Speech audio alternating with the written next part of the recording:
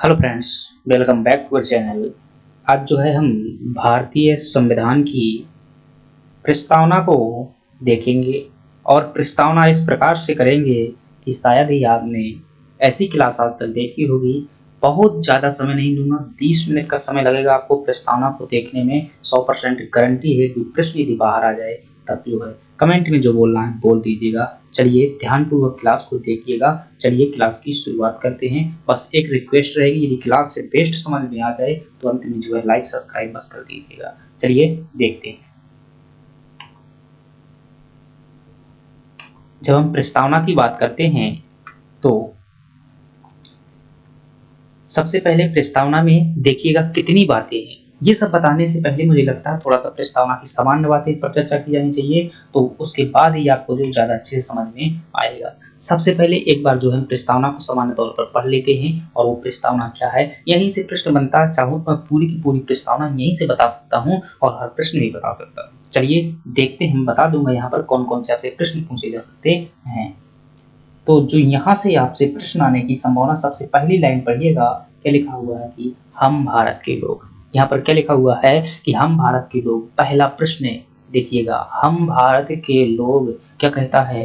भारत को एक संपूर्ण प्रभुत्व संपन्न समाजवादी पंथ निरपेक्ष लोकतंत्रात्मक गणराज्य बनाने के लिए तथा उसके समस्त नागरिकों को सामाजिक आर्थिक और राजनीतिक न्याय, विचार अभिव्यक्ति विश्वास धर्म उपासना स्वतंत्रता प्रतिष्ठा और अवसर की क्षमता प्राप्त कराने के लिए तथा उन सब में व्यक्ति की गरिमा और राष्ट्र की एकता और अखंडता को सुनिश्चित करने वाली बंधुता बढ़ाने के लिए दृढ़ संकल्पित होकर अपने इस संविधान सभा में आज तारीख 26 नवंबर 1949 क्या 26 नवंबर 1949 को क्या करते हैं, संविधान को लागू करते हैं। तो क्या क्या प्रश्न बनते हैं यहाँ से। आपसे एक प्रश्न पूछा जाता है स्थिति को लेकर कि प्रस्तावना के अनुसार संविधान कब लागू हुआ था, तो एक प्रश्न ये पूछा जाता है। दूसरा प्रश्न पूछा जाता है कि प्रस्तावना में भारत शब्द का उल्लेख कितनी बार किया गया है, तो एक भारत यह है आपका और एक भारत ये है। तो कुल मिलाकर के भारत में जो है कितने, भारत शब्द का उल्लेख प्रस्तावना में कितनी बार है, 2 बार है। ध्यान रखिएगा, प्रस्तावना के स्रोत को लेकर के भी प्रश्न पूछा जाता है। जैसे यहाँ पर लिखा हुआ है ना कि हम भारत के लोग, इसी प्रकार से अमेरिका की प्रस्तावना में लिखा गया है कि हम अमेरिका के लोग, we are the people of United State of America, ऐसा लिखा हुआ है। तो आपसे प्रश्न आता है कि जो ये शब्दावली है, कि प्रारंभिक शब्दावली कहाँ से ली गई है, तो आपका जवाब क्या होगा, यूएसए यानी कि अमेरिका से ली गई है।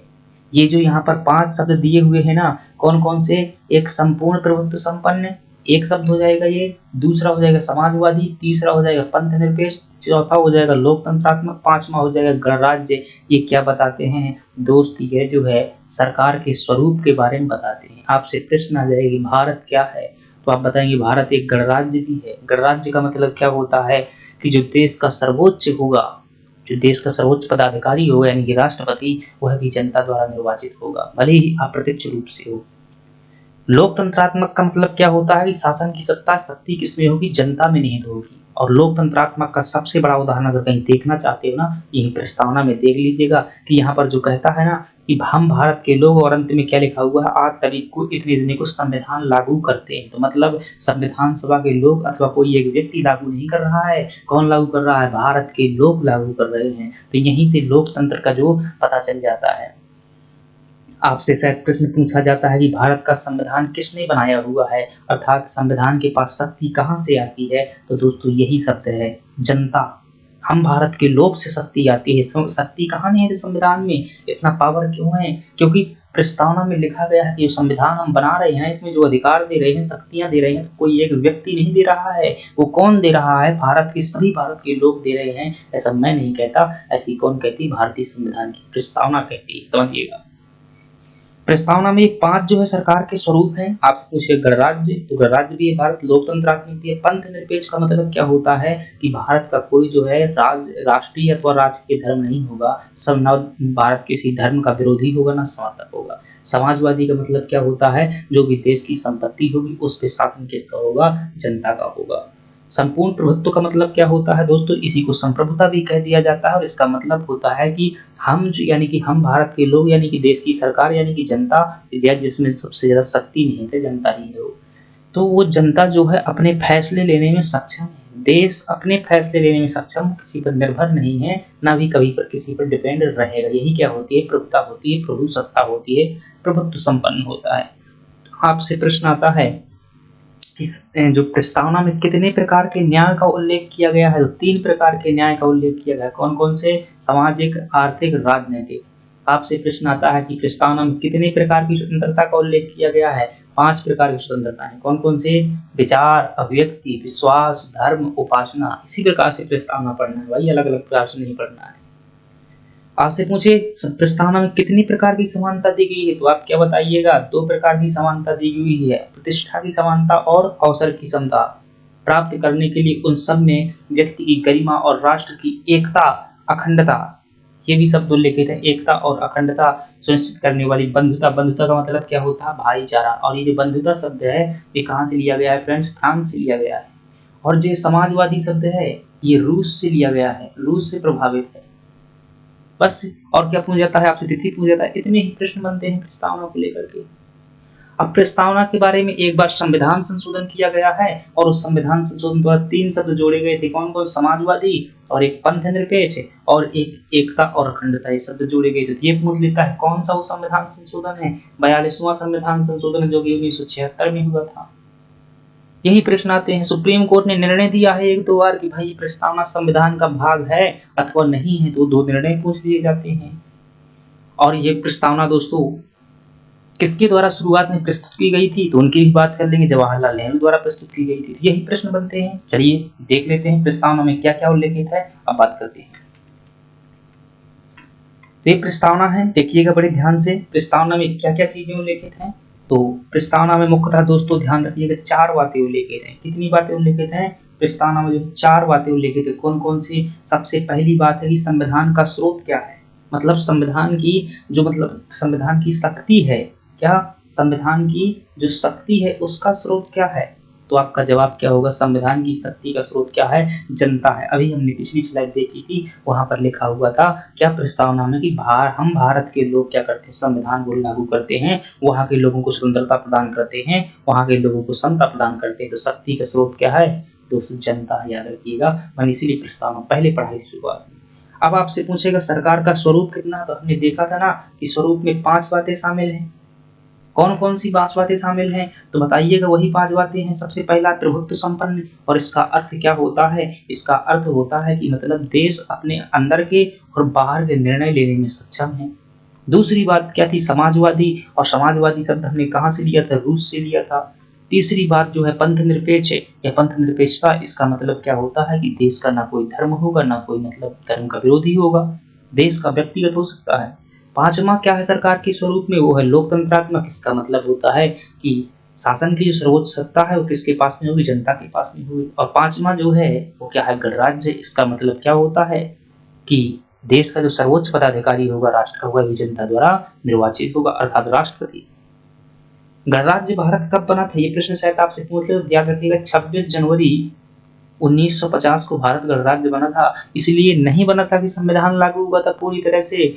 भारत गणराज्य इसलिए बना था क्योंकि भारत के राष्ट्रपति, जो प्रथम राष्ट्रपति थे, वह जो है शपथ ली हुई थी और अपना पद ग्रहण किया हुआ था। हालांकि चुनाव उनका पहले हो चुका था। तो ये 5 बातें क्या है, सरकार के स्वरूप में है। दूसरी बात, अब जो है संविधान के उद्देश्य क्या क्या है, तो दोस्तों हम ये भी प्रस्तावना में पढ़ा हुआ है। उद्देश्य क्या क्या है, भारतीय संविधान का उद्देश्य क्या है, एक न्याय प्रदान करना है। और न्याय कितने प्रकार के थे, अभी हमने प्रस्तावना में पढ़ा था 3 प्रकार के न्याय थे। कौन कौन से 3 प्रकार के न्याय है अभी देखेंगे। दूसरा उद्देश्य क्या है भारतीय संविधान बनाने का, दूसरा उद्देश्य स्वतंत्रता। और स्वतंत्रता कितनी प्रकार की पढ़ी थी हमने, अभी 5 प्रकार की स्वतंत्रता पढ़ी थी। तीसरा उद्देश्य क्या है, समता। और समता कितने प्रकार की है, 2 प्रकार की है प्रस्तावना। ये सभी चीजें हम देख चुके हैं। कौन कौन सी समता है, अवसर की समता और प्रतिष्ठा की समता।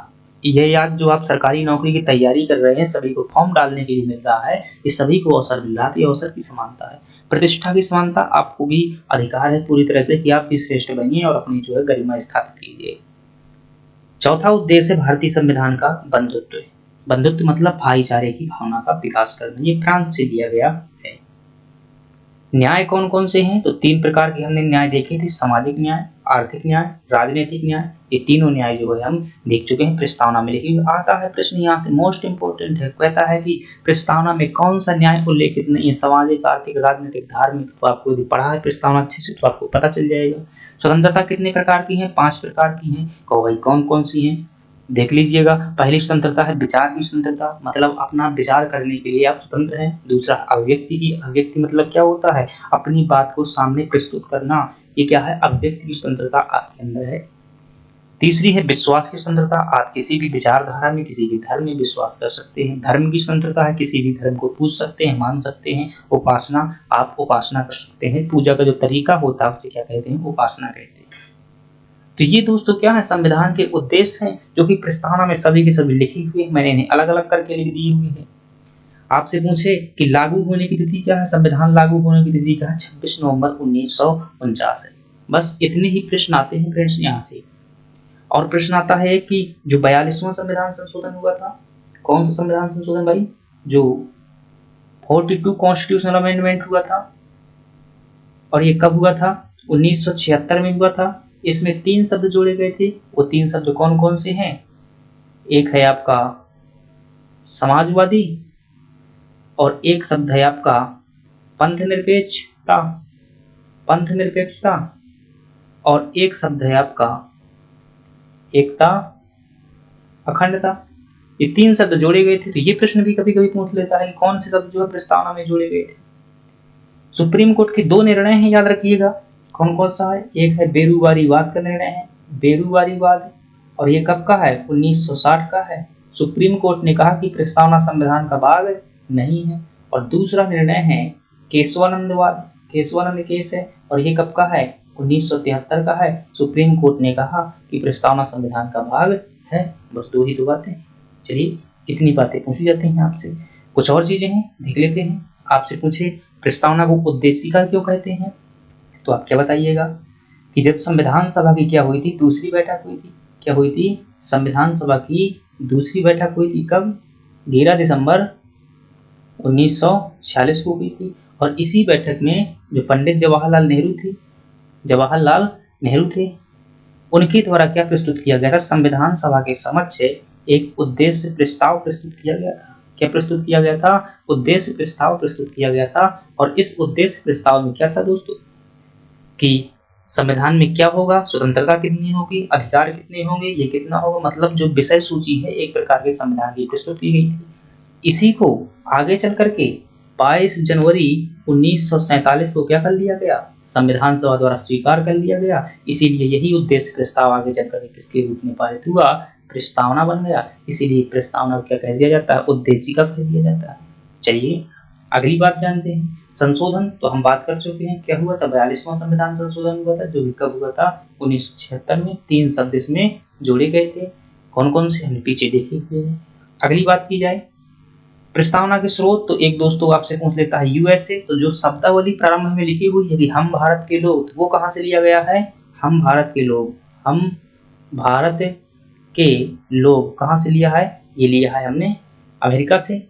अगर पूछे कि जो प्रस्तावना का दर्शन है, दर्शन या भाषा कहिए, ये कहाँ से ली हुई है? ये जो है हमने ऑस्ट्रेलिया से ली हुई है, ऑस्ट्रेलिया से ली हुई है। अगर आपसे पूछे प्रस्तावना में जो बंधुता शब्द दिया गया है, ये कहाँ से लिया है? ये हमने फ्रांस से लिया हुआ है। अगर आपसे पूछता है कि जो प्रस्तावना में समाजवादी शब्द है, ये कहाँ से लिया गया है, तो आप क्या बताएंगे? रूस से लिया है। बस इतनी बातें आपसे पूछी जा सकती है।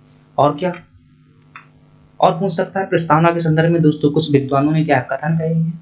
जैसे एक कहा है भाई पालकी वाले का, नानी पालकी वाला जो है, इनका कथन इंपॉर्टेंट है। पालकी वाला क्या कहते हैं कि प्रस्तावना जो है संविधान का क्या है दोस्तों? परिचय पत्र है, परिचय पत्र है। पासे पालकी वाला, पासे परिचय पत्र। तो एक कथन ये याद रखना है। दूसरा जो है, दूसरा है ठाकुरदास भार्गव, ठाकुरदास भार्गव साहब।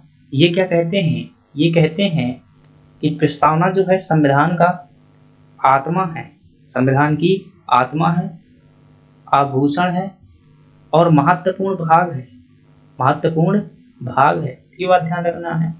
और एक है के एम मुंशी। कौन है? के एम मुंशी जी। और ये क्या कहते हैं? ये कहते हैं, इसे कुंडली कहते हैं। मतलब कि कुंडली, कौन सी कुंडली भाई? जन्म कुंडली। संविधान की जन्म कुंडली प्रस्तावना है, किसने कहा है? के एम मुंशी ने कहा है। सर्वोच्च न्यायालय के 2 केस हैं। एक है 1960 का बेरूवारी केस। कौन सा है? बेरूवारी केस। और इसमें क्या कहा? ये संविधान का भाग नहीं है, प्रस्तावना जो है संविधान का हिस्सा नहीं है। 1973 में एक केस हुआ सुप्रीम कोर्ट ने, जो केशवानंद केस में क्या कहा कि यह संविधान का प्रस्तावना जो है भाग है। बस इसके अलावा अगर कोई भी प्रश्न आ जाए ना तो आप जो है बताइएगा, मुझसे बता दीजिएगा। कभी इसके अलावा प्रश्न नहीं आता है, बस आप जो है इतनी बातें ध्यान दे दीजिएगा।